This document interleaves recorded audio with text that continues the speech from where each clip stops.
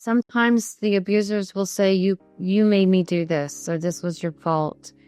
And having to realize that as a 3-year-old child, I would never choose that, or as a 4-year-old. And so I just want to encourage all of you out there, if that's you, as a child would not know to even want that without being conditioned or already having been abused. So that's one of the things I really look to Jesus to help me with. And I would talk to my parts and say, this isn't something that was our fault. Mm-hmm. This happened to us. We didn't pursue it. We didn't ask for it. Nationwide, we found that minor cases of satanic activity light up the map. They have their own people who specialize in surveillances, in photography, and in assassination. I didn't show any signs of abuse. Why has my life been a nightmare regularly for I will years give and her years her and years. vineyards from there, and the valley of Achor has a door of hope.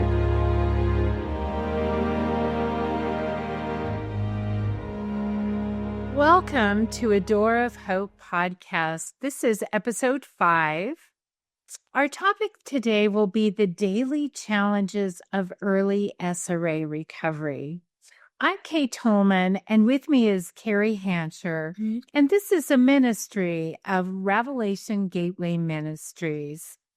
Today, I'd like to discuss what it's like to discover ritual abuse and or sexual abuse trauma, and what it's like to cope with the daily challenges of those early discoveries.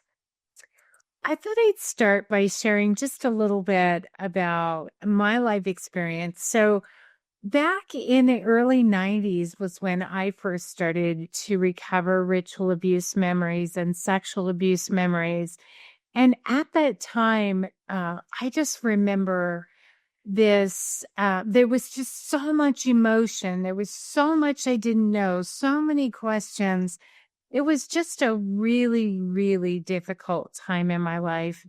And I've asked Kerry to share with us here as well today.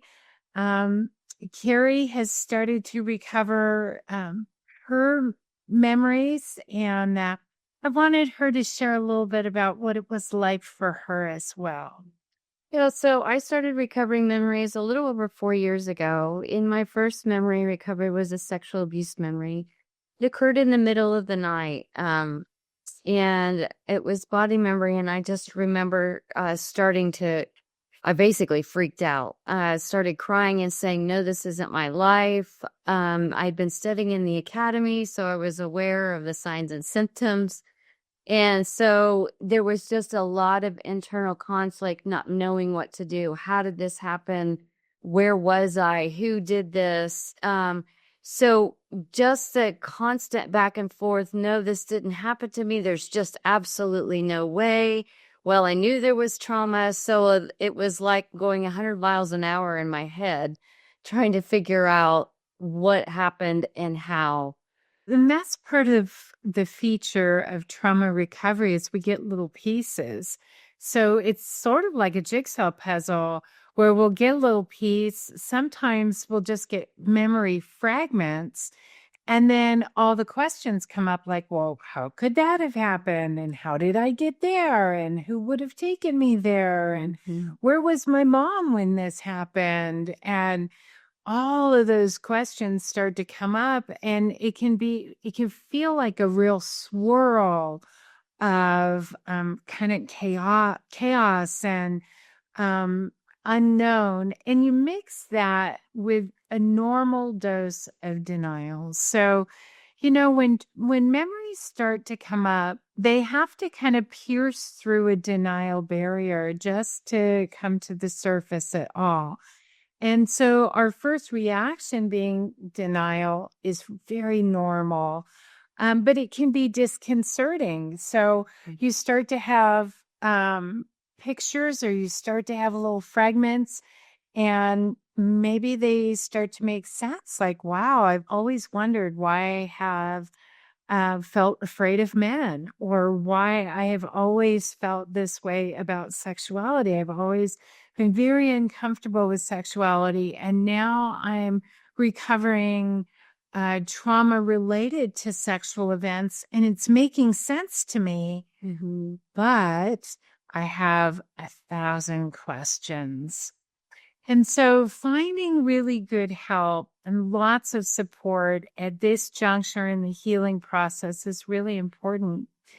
Back in the 90s, therapists were just beginning to deal with MPD and DID. And when I started to recover my memories, my therapist said to me, Kate, there's no way that a person could have this level of trauma and not have some dissociation or some splitting. And so as the memories continued to come up, we began to discover, first of all, ego states, and then some different parts started to come up. And that was frightening. I mean, it was enough to have to grapple with the fact that there was trauma and that I was abused. And what I thought my childhood was it wasn't that at all. It started to feel like I was living in two different worlds. There was the world of memory recovery and counseling and therapy. And then there was the real life world that those things weren't making sense. And so it was really challenging for me. But on top of all of that was all the emotional fears.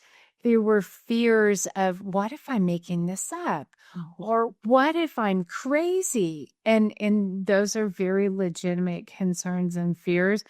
One of the things that my therapist said to me at that time that really helped me was, she said, Kay, what happened to you is what was crazy. You're not crazy.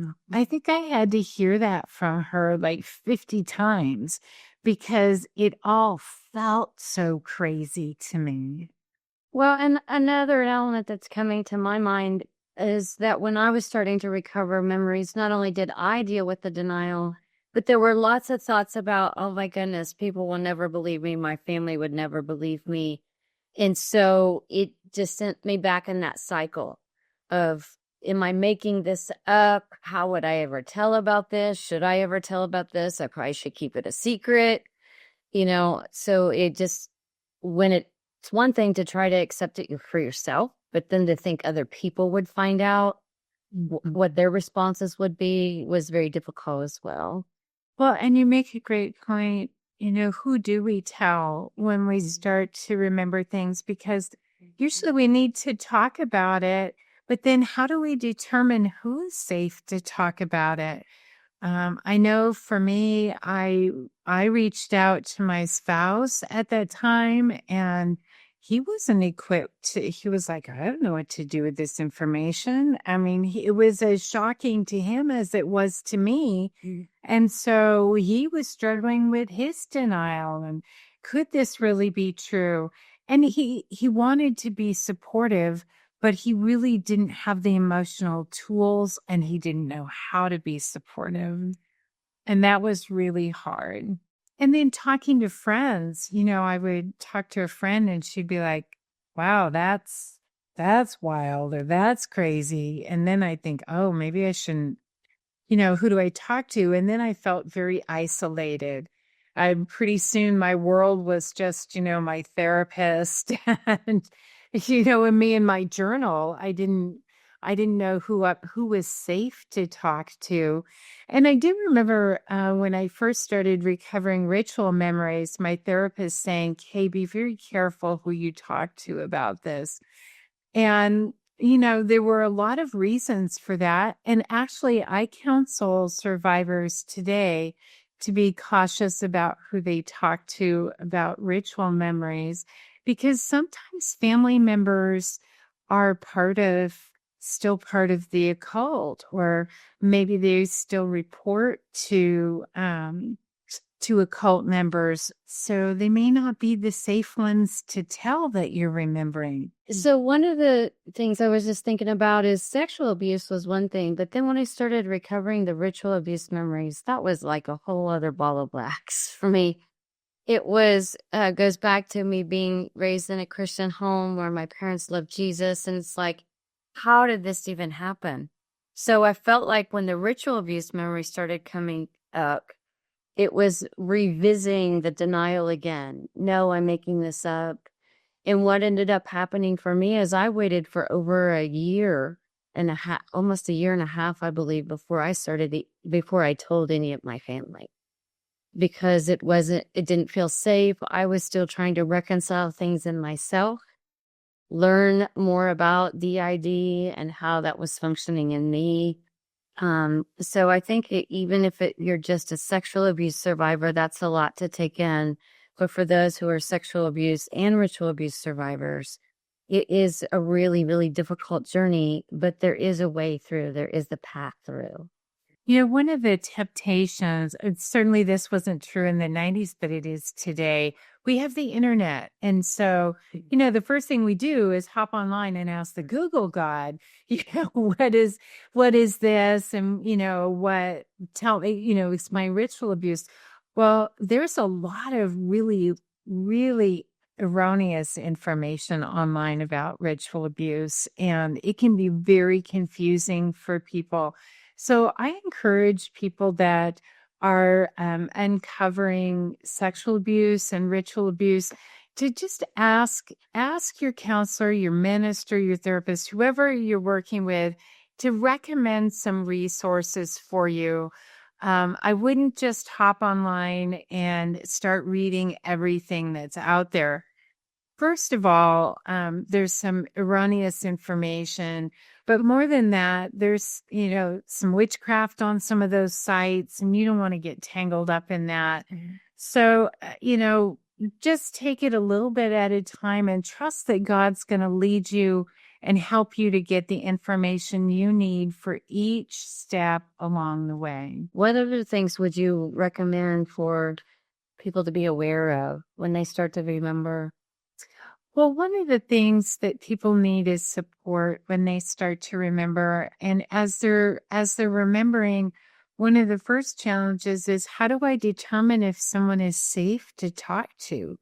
How do I determine emotional safety? So I think I would share just a few things to keep in mind. So when you're trying to determine, should I talk to this person about this? Some of the key characteristics of people that are safe emotionally, one is that they're not judgmental. They're not going to be like, oh, you've got to be kidding me. You're crazy. You don't want that. You want someone that's going to be able to listen without judgment or without criticism. They may ask good questions, but they're not attempting to discredit you. You want safe people. People that aren't going to be shaming you. So that's important. And confidentiality. Now, you want to look for someone that you have built some trust with, that isn't going to go blabbing to everybody at church. Oh, guess what? So-and-so told me. You don't want that. You need some confidentiality, and really someone that's a good listener, that's willing just to hear your heart. And sometimes that's something you could say is, I kind of need to talk about this. Would you be willing to hear my heart for a little bit?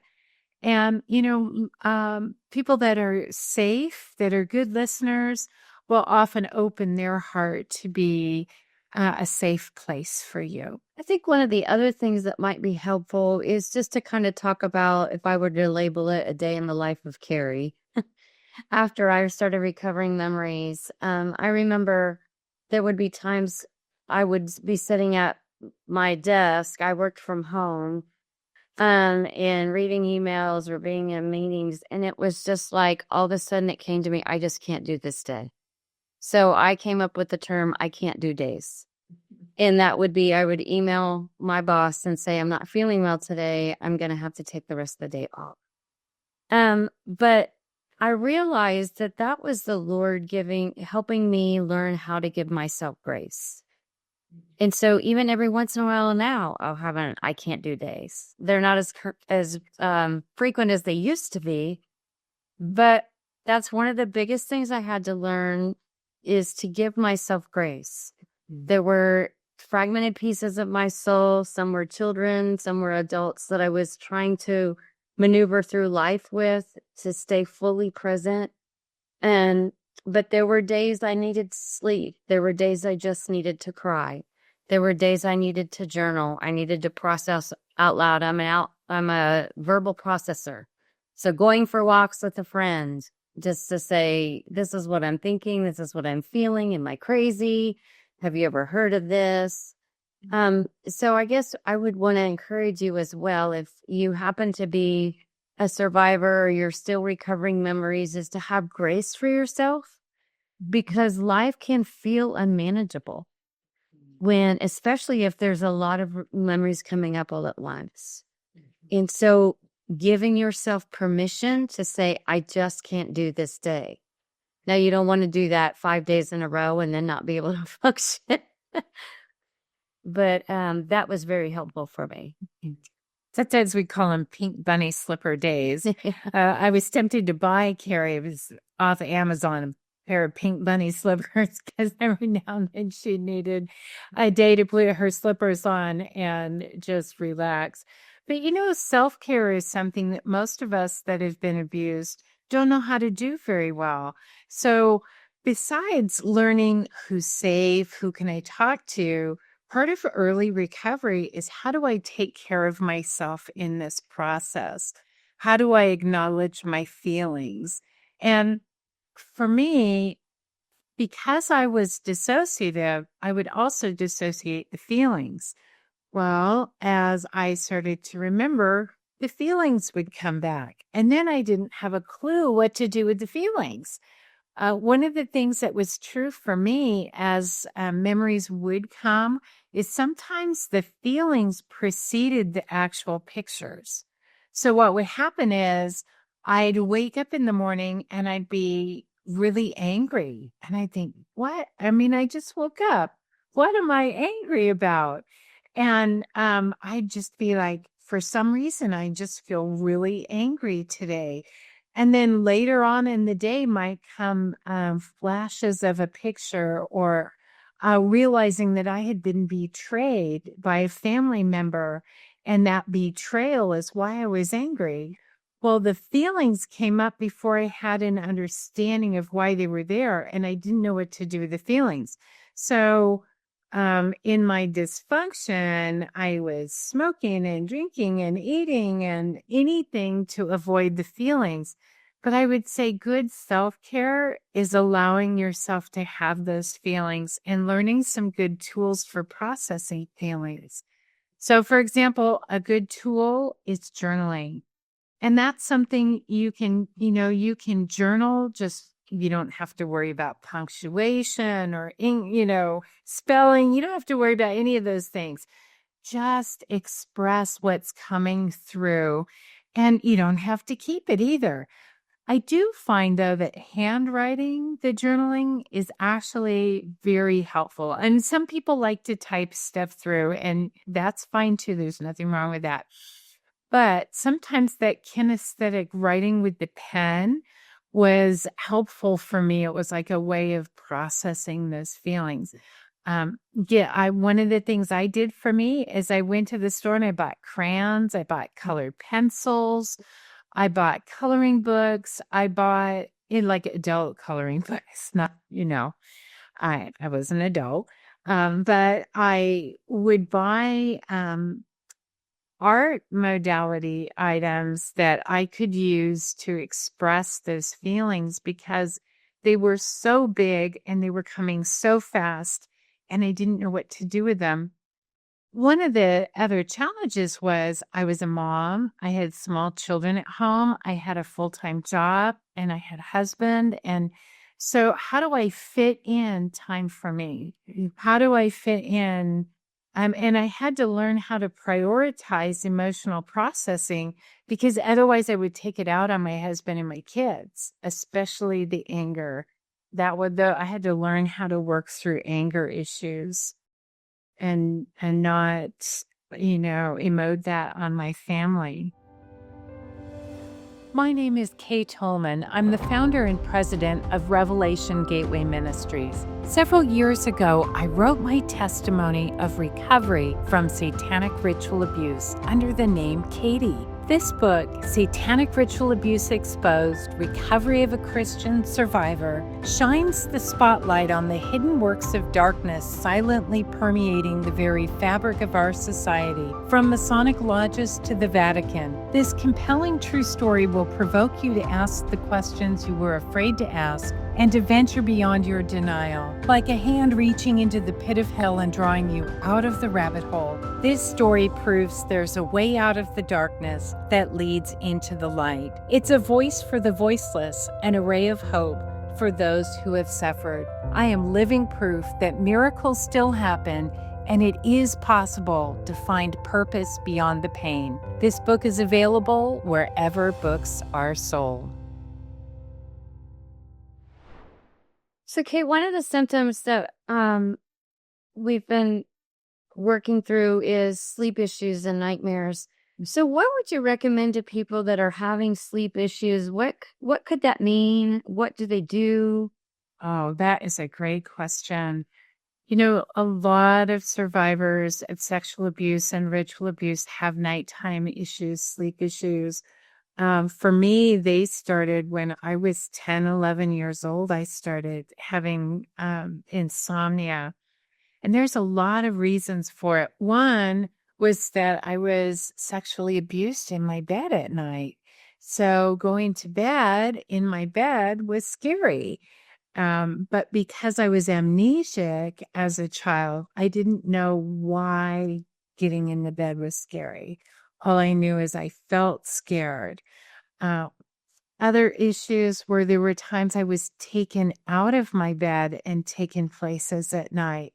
And so I felt kind of vigilant at night.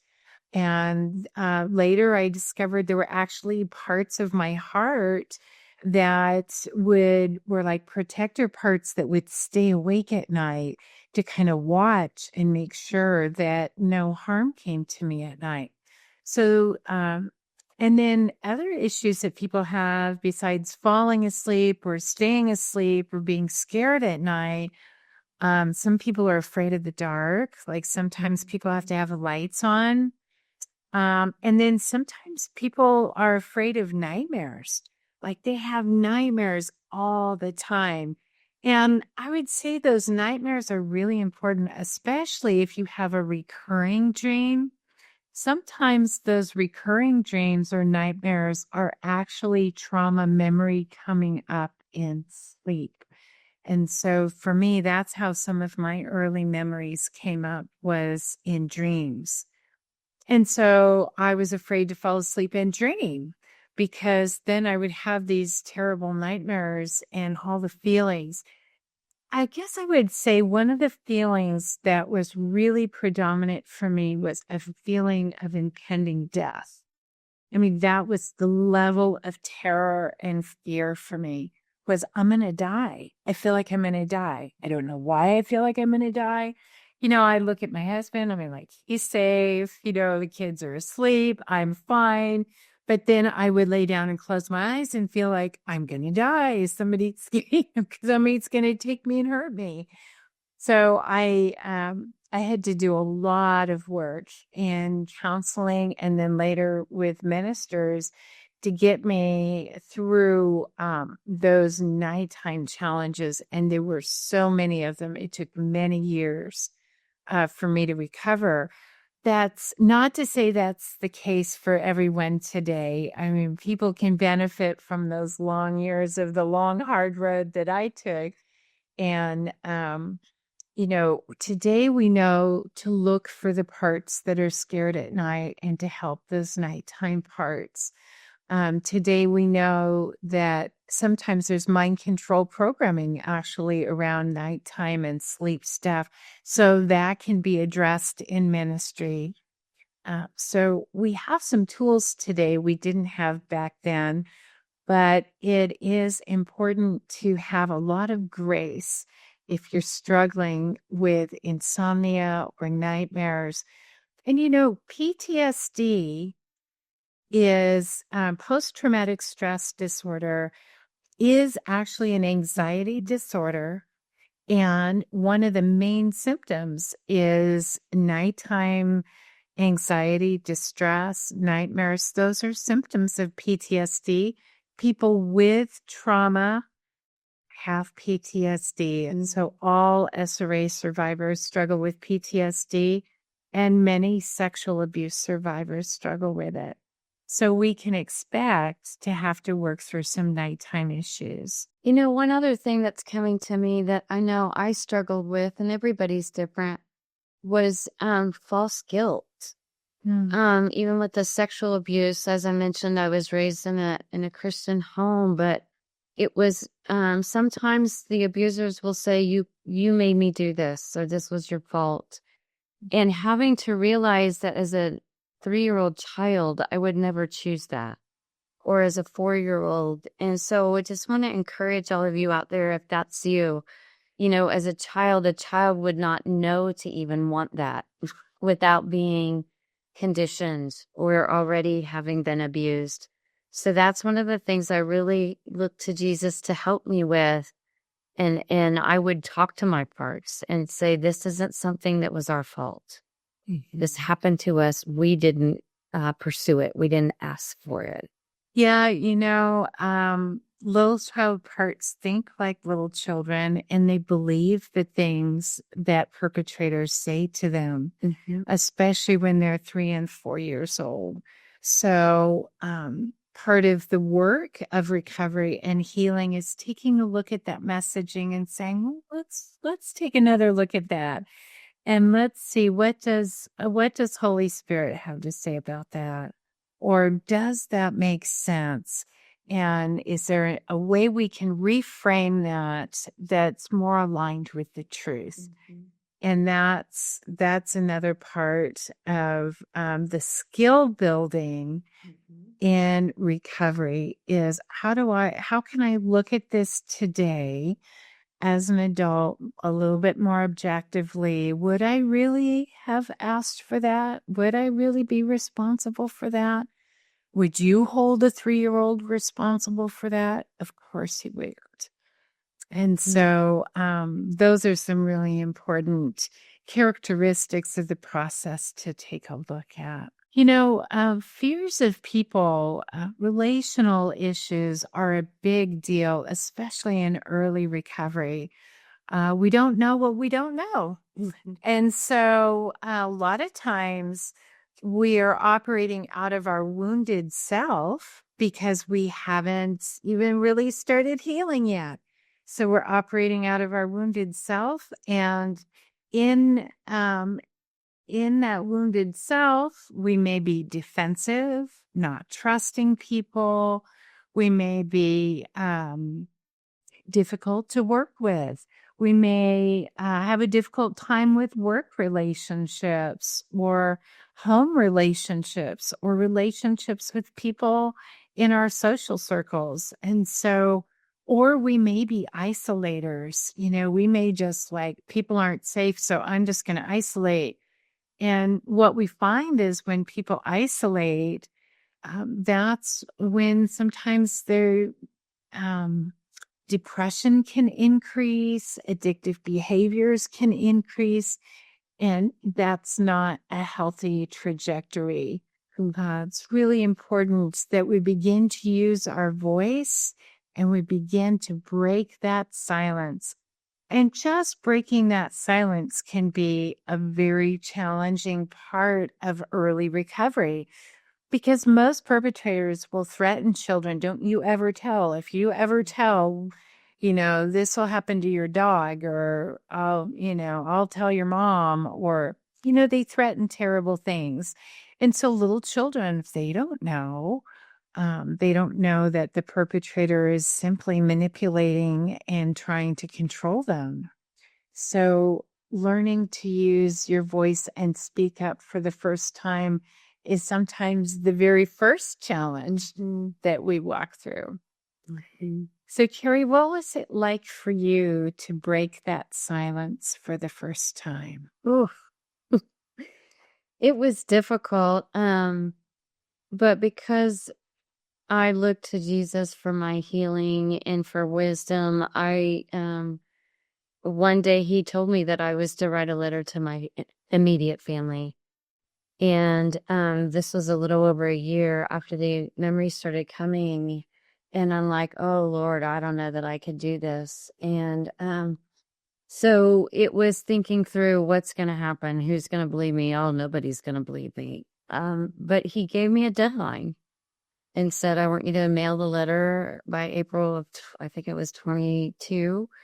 And so it was interesting because once I knew that's what I needed to do, that I needed to tell the truth, whether they ever believed me, I knew it could cost me everything. I knew my family could completely turn away from me, but I could no longer, I'd had so many memories, I could no longer deny that this was my truth.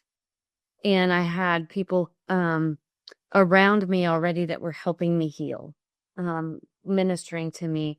So actually, I wrote the letter within a couple of hours. I sent it to a few people that were safe and were walking alongside of me just to get their input. And then I sent the letter and just waited for the response. So most of my family had disconnected from me. They didn't believe, but we're still working through that, still reconciling. Some of them are reconciling. But it was just one of those things I had to do because if I wanted to heal, I couldn't just close the door on the memories that had surfaced and say this didn't happen, because the signs and the symptoms of the severe trauma were already there. And this was just like giving me an answer to the questions I'd been asking all my life. Didn't know I'd been asking. Like, oh, wow, this makes a lot of sense now about some of the decisions I made. So it was a time of great uncertainty for me, but it was absolutely necessary. And because I had the courage to finally tell the truth, regardless of the consequences, I was able to move forward in my healing and know that no matter what, I was loved by the Lord. I was loved by people that He had put in my path, and I was going to heal. That's beautiful. You know, for me, I mentioned speaking to my spouse about what I had discovered. And there was a point where he said, you know, I can believe that you were sexually abused, but I don't believe this piece about the ritual abuse. And that was, it created a wedge in our relationship. And I thought, well, maybe I am crazy. Maybe this isn't true. Maybe, you know, all those thoughts and questions went through my mind. And finally, I had to settle on the place of, yeah, this is true for me. Whether you believe it or not, it's true for me. And then I had to navigate what is appropriate to share with my spouse and what isn't. And I finally got to the place where I realized, you know, I can talk about my feelings with my spouse. I can say I'm working through some trauma or some memories with my spouse, but it really wasn't appropriate for me to expect him to emotionally support me in ways he wasn't trained or equipped to do. That was the work of the therapist or the minister in my life. And so I had to drop that expectation that my spouse was going to meet all my emotional needs now that I've uncovered this whole world of trauma. It wasn't appropriate for me to expect that of him. And so today, when I counsel survivors, I would say, you know, keep the details to yourself. Those are things you can share with your closest support people, whether it's a minister or a pastor or a therapist, counselor. Details, you can process those things with people that are especially trained to handle that.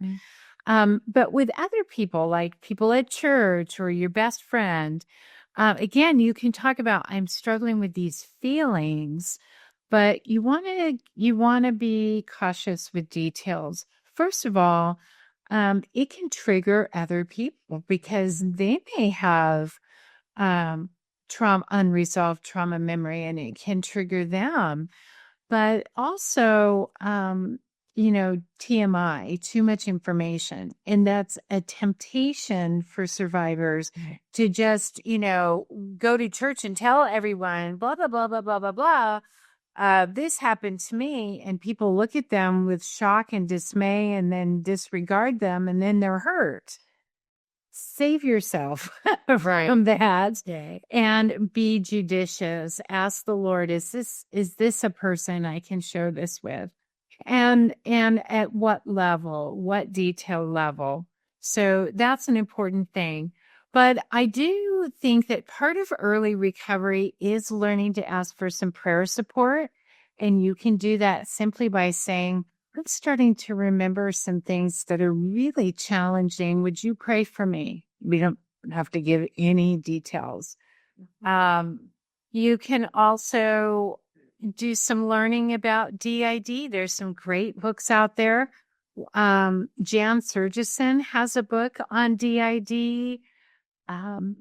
Linda Irons has a book on DID. Tom Hawkins has one. So there's some good resources out there on DID, and that's a good place to begin to learn and to grow. So early recovery has a very steep learning curve. So part of it is emotionally, how do I cope? How do I do good self-care?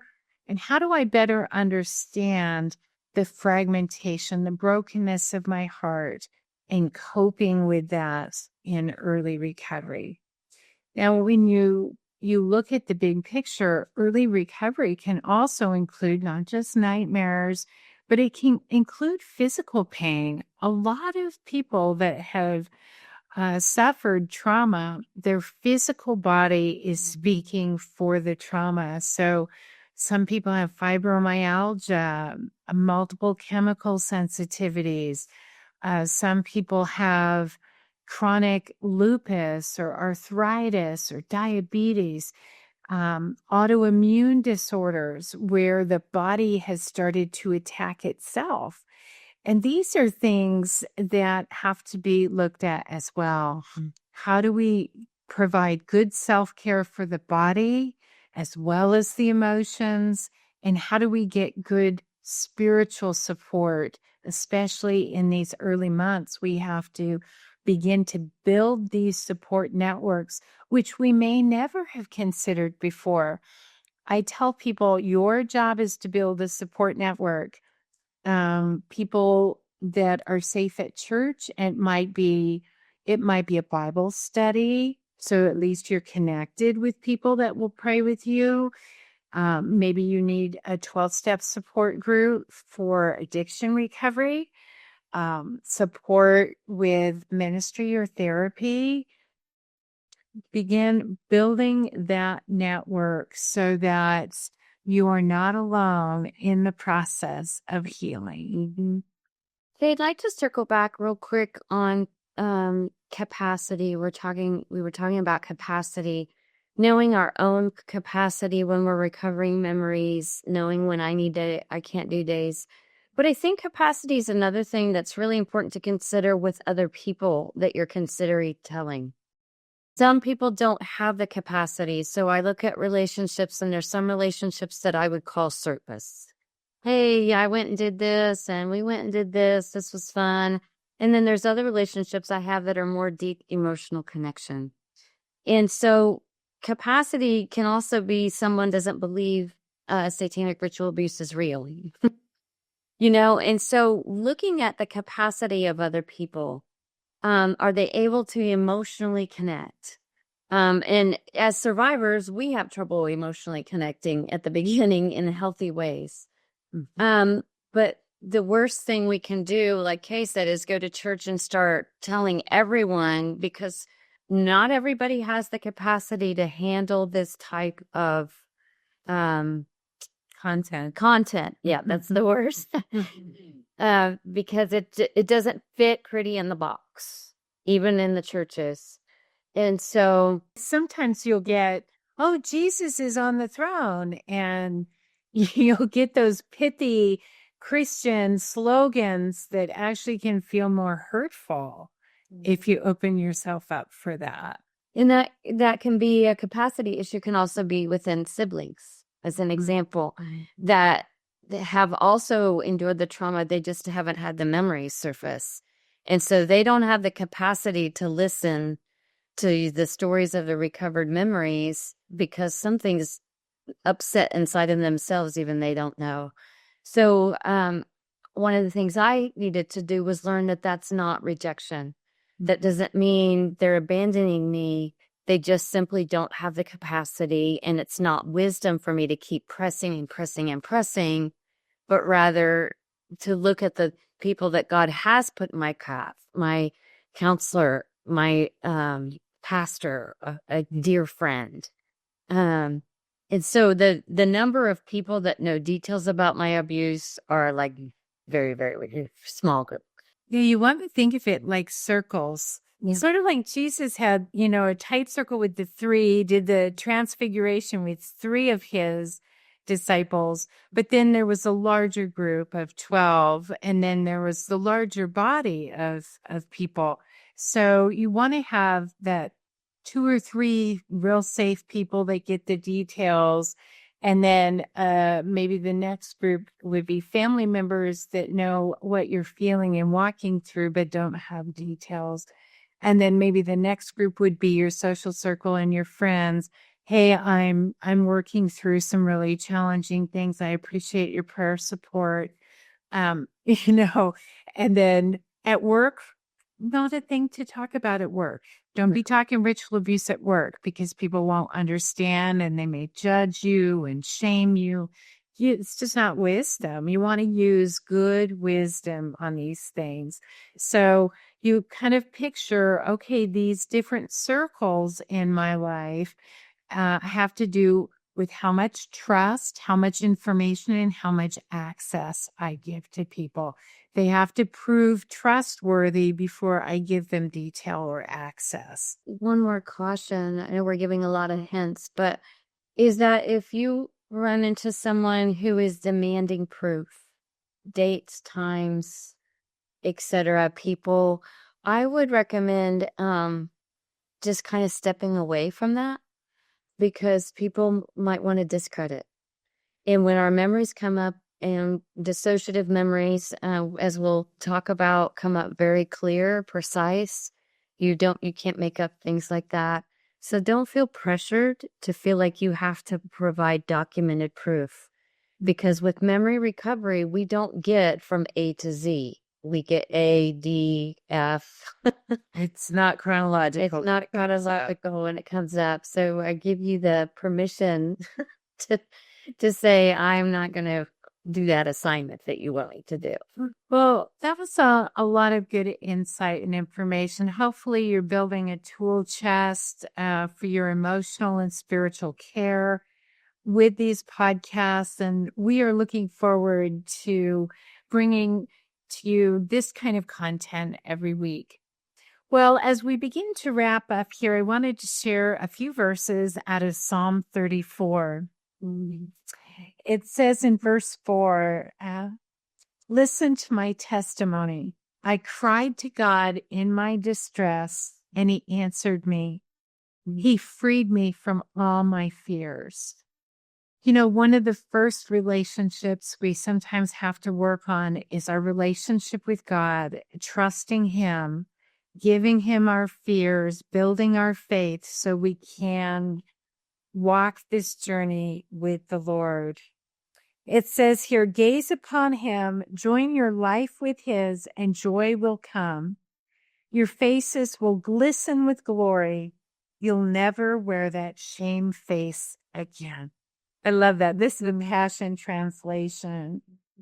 When I had nothing, desperate and defeated, I cried out to the Lord, and he heard me, bringing his miracle deliverance when I needed it most.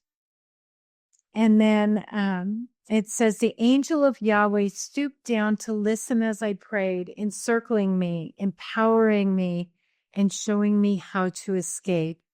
He will do this for everyone who fears God. So drink deeply of the pleasures of this God. Experience for yourself the joyous mercies he gives to all who turn to hide themselves in him. Worship in awe and wonder all you who've made holy.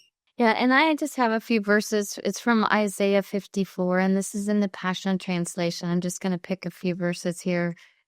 It says, "Do not fear, for your shame is no more. Do not be embarrassed, for you will not be disgraced. You will forget the inadequacy you felt in your youth, and you will no longer remember the shame. Even if the mountains were to crumble and the hills disappear, my heart," this is the Lord speaking to us, "my heart of steadfast, faithful love will never leave you, and my covenant of peace with you will never be shaken, says Yahweh, whose love and compassion will never give up on you. You unhappy one, storm-tossed and troubled, I am ready to rebuild you with precious stones, and your intimacy with me will be built on a foundation of sapphires.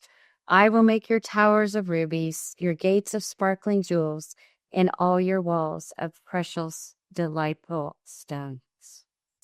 Wow, that's beautiful. Well, thank you all for joining us here today. If you have questions, you can email us at hope@rgmconnect.com. And we want you to help us spread the word about this new podcast, The Door of Hope. So if you would like, share, and subscribe this podcast and tell your friends about us, we would love to have them connect in with us. Well, thank you so much for joining us today. Until next time, God bless you. May his sweet countenance and his smile shine upon you. In Jesus' name.